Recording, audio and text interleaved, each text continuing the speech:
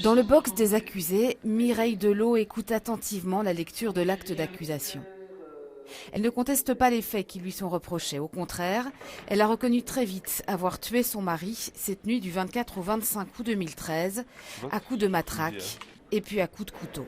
La veille déjà, elle avait tenté une première fois de lui ôter la vie en utilisant des somnifères, sans résultat. Mireille Delot a expliqué son geste par les tortures physiques et morales que son mari lui faisait subir depuis 25 ans.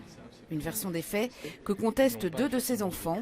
Ils se sont constitués partie civile. C'est une position délicate, c'est leur maman qui est dans le box des accusés, mais pour avoir tué leur papa. C'est quelque chose qu'ils n'acceptent pas, qu'ils ne peuvent pas pardonner, et ils sont là pour défendre la mémoire de leur père avant tout. Elle qui explique qu'elle a subi la violence de son mari pendant des années, c'est pas la manière dont eux voient les choses. Ce n'est pas ce qu'ils ont vu, ce n'est pas ce qu'ils ont vécu, et c'est ce qu'ils viennent dire aussi. De son côté, la défense pourrait plaider la contrainte irrésistible, c'est-à-dire le fait d'être exposé à une force à laquelle on ne peut résister. C'est du moins l'une des pistes envisagées. Mireille Delot doit répondre de 2 tentatives de meurtre et d'un assassinat.